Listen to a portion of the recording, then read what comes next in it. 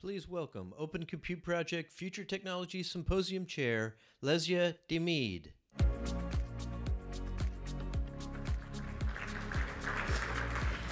Good morning, everyone. We are glad to be here. A year ago, the OCP Foundation has launched the OCP Startup Membership and Program with the mission to bring innovative startups into the OCP ecosystem. As you have heard from the previous talks, today we count more than 30 startups as members, and we continue to grow. Today, I have a real pleasure to invite 3 of these startups and a private equity firm to talk about the role of startups and the venture capital in the OCP ecosystem.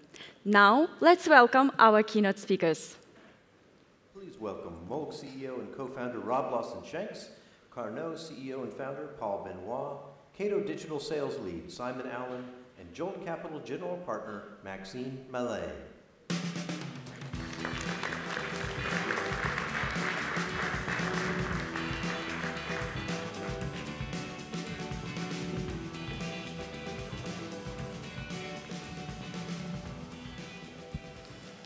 Thank you, and welcome to our panel. We have heard that startups in the EMEA region have particular challenges when it comes to the deployment and scale of their business models and startups. So, Maxime, Jolt Capital is a growth equity firm focusing on deep tech startups. What are some of the key challenges for the tech startups in Europe, and how OCP community can help solve them? Thank you, Lesya, and great to be here. So that's a fairly wide topic, but if I'm trying to narrow it down to aspects that are very relevant for European startups, I think the first one would be access to capital. And within that, particularly companies which are reaching now the growth phase, meaning they are working on expanding globally, and they are also working on industrializing their solution. And that's what we've been focusing on at Jolt Capital since the creation of our fund in 2011. In very short, we back European technology companies which are generating 10 to 50 million of revenue already, with tickets which range from 10 to 50 million as well. And the reason we focused on that was coming from the realization that within Europe there was very limited investments at that stage of the development of the companies, particularly if you compare to earlier stage VC investments or later stage PE investments, which is why we did focus on this stage of development for startups. And what we've seen over the past 10 years is that there's been a lot of developments and increasing maturity within that ecosystem. The number of startups which are reaching this type of sales has been growing significantly, and that we are seeing more and more funds that are getting into that range also of maturity of investments. That being said, looking forward, what we need is further capital to finance those developments if we want to have European companies establishing themselves as global leaders. The second aspect of a challenge that I would like to mention is access to the ecosystem, meaning for companies to be able to connect, discuss, and work with the suppliers, partners, and customers within a given field. And that's where I think OCP is particularly relevant. It helps startups getting access to opinion leaders, to key players within the data center segments, but also to be involved with the development of the technology, of the development of the standards, and looking into their developments internally. It's a great way for them to share their ideas, get quick feedbacks on how things are developing and whether their positioning is relevant, and to adjust their product development to the next stage of development for them.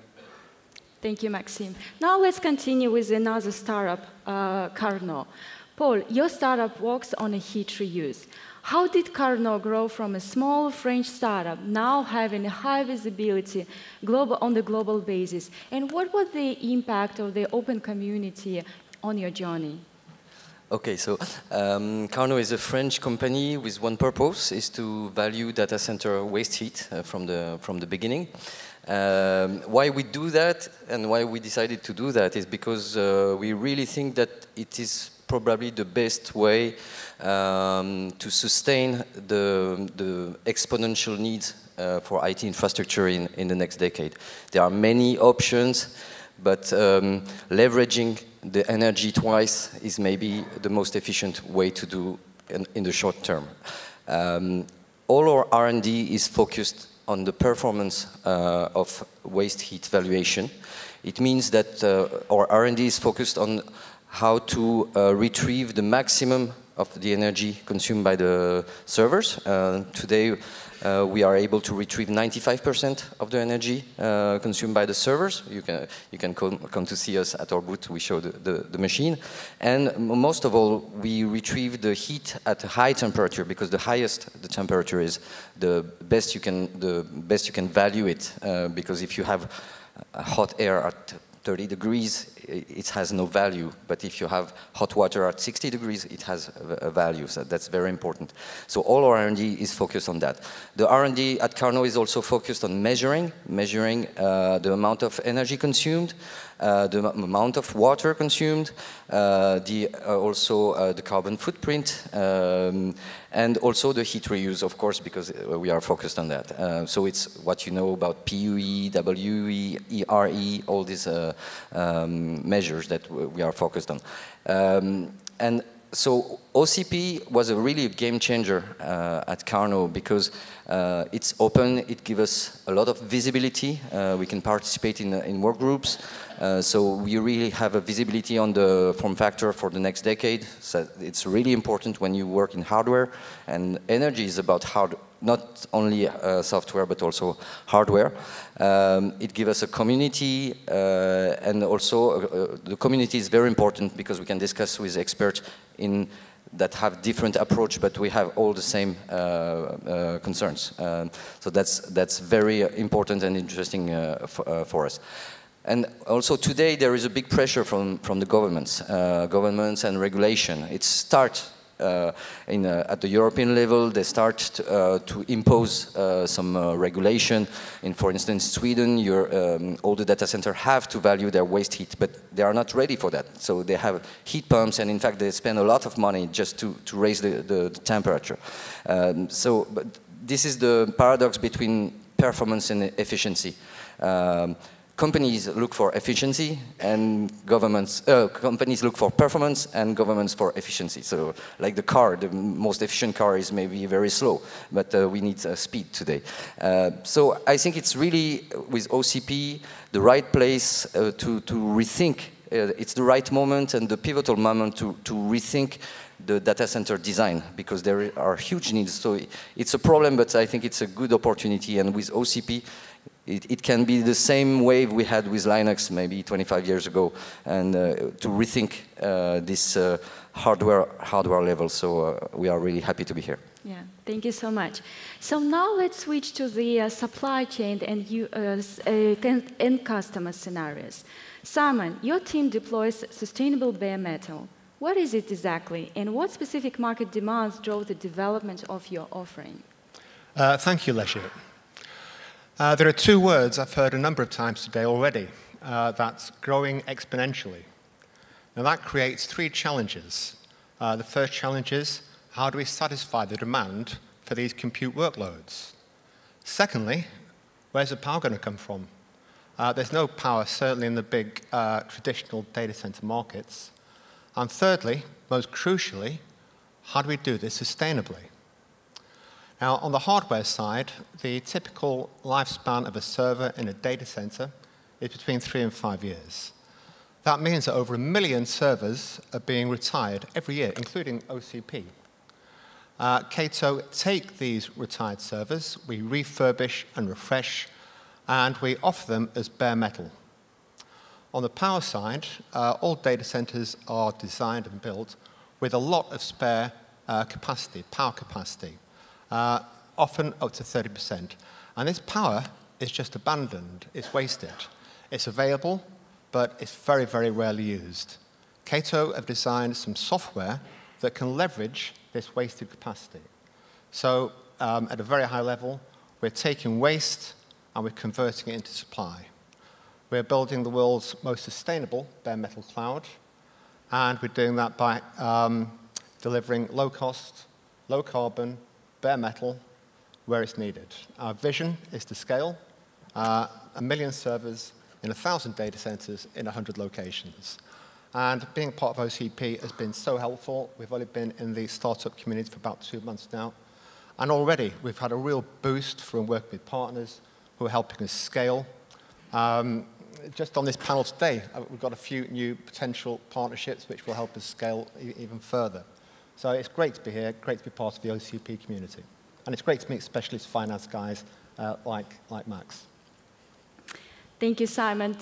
This is great and very ambitious goals. So in a similar fashion, Rob, I'm sure you have analyzed many models for your robot and automation to be used on a circular manufacturing. So what was unique about starting to use your robot on open source equipment? Yeah, thank you, Lesya. I've come to learn that it's a lot more interesting to see robots than just simply talk about it. So I think we have a video here that we can show one of our Molg microfactories processing the OCP Tiger pairs. So that will kind of play in the background. But as we look at the benefits of working with OCP, we kind of see 2 main points here. First is the highly available technical data. Right, this shared understanding, this openness of being able to have 3D CAD models, have the specs. Our Molg microfactories and synthesis automation software performs exceptionally well when fed with this kind of data. So using that to create the depth and breadth of the processing of equipment that's being decommissioned today is hugely valuable. But beyond that, we can look down the line and be proactively training our robots and our microfactories to be ready to process the next generation of product and create those circular processes. Secondly, we see it's the partnerships, right? It's that shared understanding of the equipment, the components, the materials, and all being able to use the same vernacular. We find, for example, we're deploying our Molg microfactories into other OCP partners like Sims Lifecycle Services, where there's a tremendous amount of OCP hardware coming through, and we can work together to meet this scale and opportunity to create circular opportunities and redeploy this equipment as lower carbon compute through great companies like Cato and Qarnot here sitting today.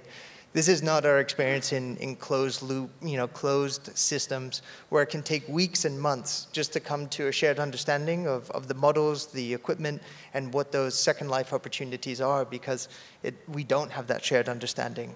So the ability to all talk about the same thing openly, and the way that we've the servers are designed, enabling those second life opportunities from a data security standpoint, tremendously valuable. And then lastly, I would say it's the broader collaboration. So it's what OCP and the iMasons Climate Accord and the great work they're doing around sustainability and the carbon labeling initiative. That's great opportunities for companies like us and Molg to contribute our work that we've been doing through material traceability with our origin mark open standard, so that we can benefit the entire supply chain from the manufacturing to the use, to the processing, to the redeployment. So if it's not obvious, we're huge fans of OCP, so are our robots. And ultimately, it's a real privilege to be part of this community. Thank you so much, Rob. We do have a couple of minutes left, so real quick, I would like to ask you, what would be your call to action for those startups who would want to benefit and take advantage and succeed in the OCP community? So maybe just 1 or 2 words. Yeah, absolutely. I think if you're a startup, figure out how you can build for OCP or operate on OCP hardware. Find that upstream, downstream kind of opportunity and really kind of build your technology, within this community, because it's going to pay back in so many ways. I can just talk about our experience, because when we first heard about OCP, it was quite mysterious for us. And one day we decided to try, and we fell in love, so just try it. Very briefly, I'd say the one word I'd use is connect.